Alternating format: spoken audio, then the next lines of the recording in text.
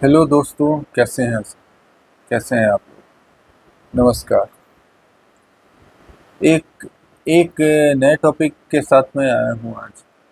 Ethanol के बारे में कुछ मेरी अपनी एनालिसिस है ये कि कहीं भारत सरकार बड़े वॉर की तो तैयारी नहीं कर रही, क्योंकि जिस तरह से चीज़ें चल रही है एथनॉल को लेकर।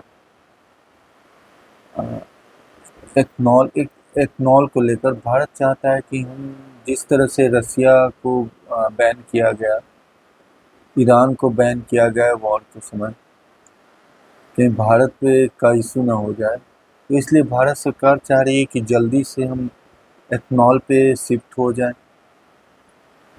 और एक बड़े वॉर की तरफ बढ़े, क्योंकि अगर एथनॉल पे शिफ्ट होते हैं तो हम हमारा एक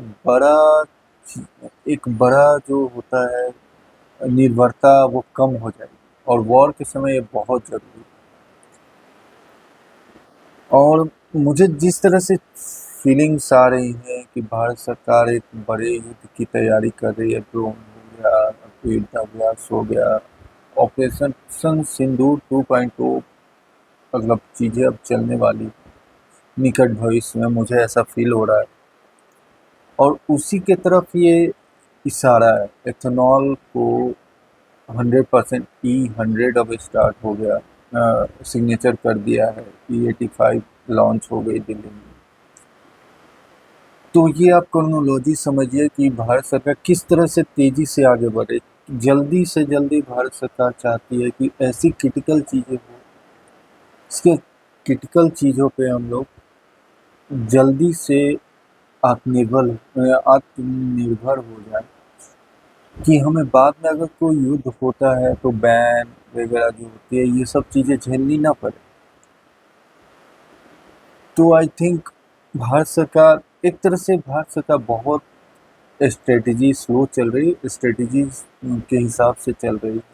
लेकिन मैं एक चीज़ दिखा रहा हूँ कि क्रोनोलॉजी कैसी चल रही है भारत सरकार की, कि क्रिटिकल चीज़ों में आत्मनिर्भर हो जाओ, एक्सपोर्ट बढ़ाओ, क्रिटिकल चीज़ों में आत्मनिर्भर हो जाओ, और खासकर डिफेंस में, ऊर्जा में, ये सब चीज़ों में आत्मनिर्भर होना बहुत जरूरी है। ड्रोन्स के जो ऑर्डर्स आए और चीज़ें डीआरडीओ जो टेस्टिंग कर रही है, ये बहुत बड़े एक संकेत है। अगर आप डिफेंस फॉलो करते हैं, जियो पॉलिटिक्स फॉलो करते हैं, तो ये आप समझेंगे। और भारत अमेरिका को नाराज़ नहीं करना चाह रहा है। और सबसे पहली बात, हम बड़े देशों के साथ ट्रेड डील कर रहे हैं, ट्रेड एग्रीमेंट कर रहे हैं। ट्रेड एग्रीमेंट से क्या होगा कि उन्हें पता चलेगा, अगर ट्रेड एग्रीमेंट है तो म्यूचुअल फ़ायदा होगा, या म्यूचुअल अगर भारत को नुकसान होगा तो उस देश को भी नुकसान होगा, भारत को फ़ायदा होगा तो उस देश को भी फ़ायदा होगा। तो भारत इस एक स्ट्रेटजी लेके चल रहा है, और मुझे लगता है कि ये,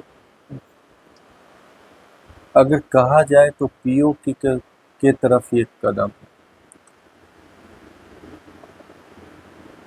किस तरह से साध रहा है भारत, चाइना को भी साध के चल रहा है, चाइना से ज़्यादा वो नहीं कर रहा है आगे, और अमेरिका को भी खुश करने की कोशिश कर रहा है, यूरोप को भी खुश करने की कोशिश कर रहा है। तो ये चीज़ें, जब चीज़ें इस तरह से चलती है तो एक स्ट्रेटजी दिमाग में होता है कि हमें आगे क्या करना है।